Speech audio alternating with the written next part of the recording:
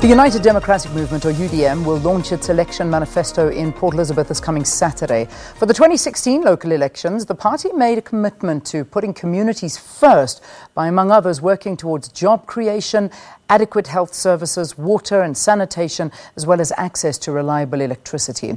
The UDM currently has 4 seats in the National Assembly. To discuss plans for the manifesto launch from our Port Elizabeth studio, we are now joined by the party president, Bantu Holomisa.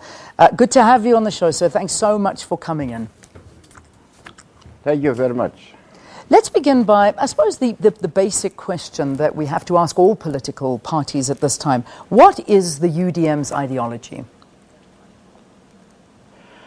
The United Democratic Movement is a social democrat party.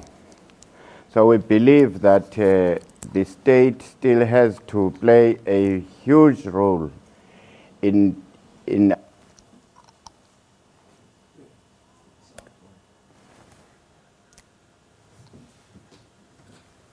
must also be given an opportunity to invest in this country. Thereby, you make sure that the economy grows. But on the other hand, the economy will not grow if there is instability, there's uncertainty, there's lawlessness, there's no respect of rule of law. And that the government instead is investing on looting the resources. So in order to address the backlogs of the past, we must make sure that we promote the ethics of good governance. Yeah. You know, we look at the UDM and its performance over the past year. Well, I suppose the litmus test is the 2014 elections. The party managed to get 1% of the vote, 184,636 votes altogether. What are you hoping to achieve? Do you think you can better on that? Given that the United Democratic Movement since 2014 election and 2016 elections has been showing growth, we expect that this time around we will do more, especially that we have taken the center stage to give direction to where the country should go in terms of promoting ethics of good governance. We have casualties in that process, in that a lot of heavyweights have been shown the door. And some of the current inquiries like PIC is accredited to the UDM only. Yes, we were part of removing a sitting president. We coordinated the biggest march, for instance, to union buildings in 2016, 2017. So we also played a role in establishing or forming coalitions with other political parties to run 3 big metros. So we are there. Yeah, yeah. I mean, we look at what's happening around the country, and you alluded to it right in the beginning, and you've said it before. South Africa is swamped in corruption and not service delivery. Not far from where you're sitting right now, Makanda, Grahamstown, the residents there are sitting without water. I mean, there's talk of Grahamstown University having to close because they have no water. You know, this is an area that you do garner a lot of votes in the Eastern Cape. I mean, how can you change this? How do you help? How do we get rid of corruption and actually deliver services to the people? Well, unfortunately, we have allowed the politicians to usurp the powers of the accounting officers in all our institutions. As long as we put politicians to take decisions, to interfere in the running of the administration, thereby we allow them to interfere in the allocation of tenders to their friends. So there is a lot which we need to do, especially the Public Service Commission, which is supposed to appoint civil servants as well as directors general. We cannot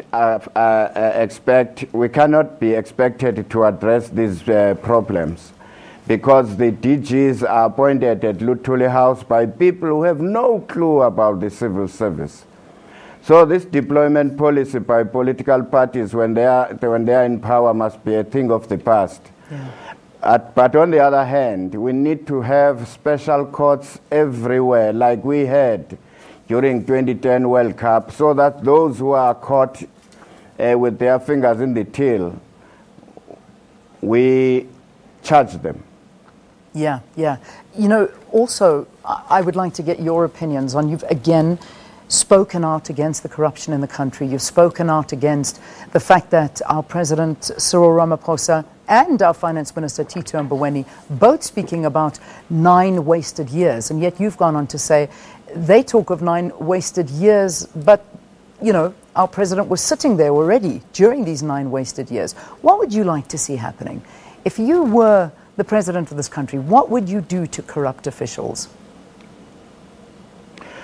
The first thing would be to appoint a strong team where, for instance, if you want a Minister of Education, he or she must specialize on that field.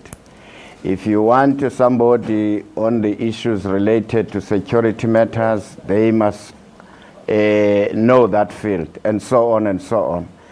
And then the question of the unemployment, we will dwell much on Saturday on that, but there is a category here where you have people who have not been to school.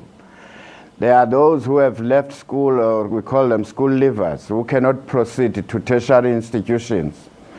Those people also must be catered when you are talking about job creation. We will come up with suggestions on Saturday on how to deal with that lot.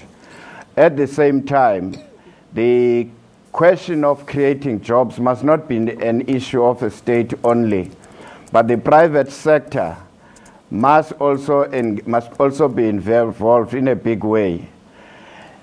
Look, this country is the most dirtiest country I've ever seen in the world. I've traveled in all corners. Here you see waste is strewn in every corner, and there's nobody who cares or who is in charge to say, why company X are you dumping here? Why suburb X are you dumping here? Why township X are you dumping here? And where are the municipality workers to collect the refuse? There's no discipline. Yeah. We need to inculcate a culture of ownership to everyone, let alone the issue related to crime, where the people connive or form crime syndicates with neighboring countries. We have to stamp our authority. Yeah. You know, when you spoke about South Africa being one of the dirtiest countries in the world, I was waiting to hear which direction you were going to take this. A litter direction or a dirty country in terms of the way things are done, in terms of corruption, because you have gone on to say that South Africa is a country that is run by commissions and inquiries and everything else that we're seeing right now. In fact, you were very vocal when it came to the PIC inquiry. Are you satisfied with what's going on there? Because I know that you wrote to the President and you've also said that a politician should not be heading this. Well, the issue of chairpersonship of the PIC is going to take a little bit longer, I guess, because there is an inquiry. Maybe that finding might be recommended by the inquiry as well, that there be a person who understands the investment portfolio, but not a politician, because politicians have proved at PIC that they work for their own parties.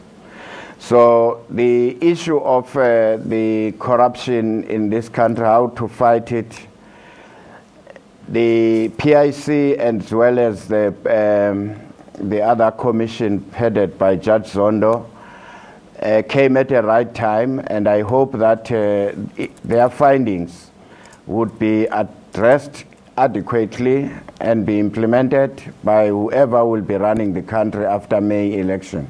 Mr.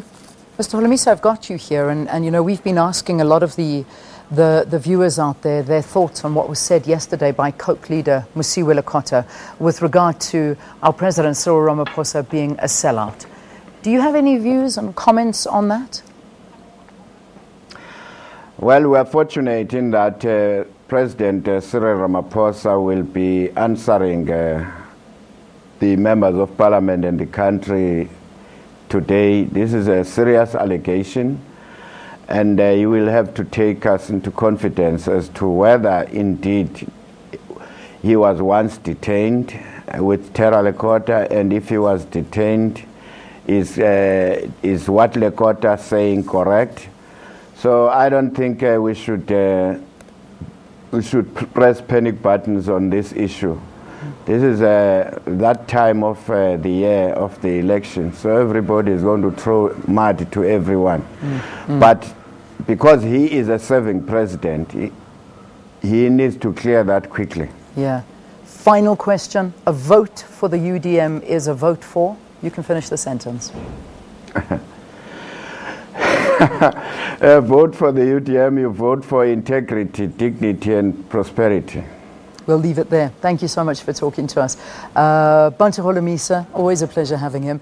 He's the leader of the UDM. They are launching their manifesto this weekend, and he's in Port Elizabeth now, in our studios in Port Elizabeth, ahead of that launch. All right.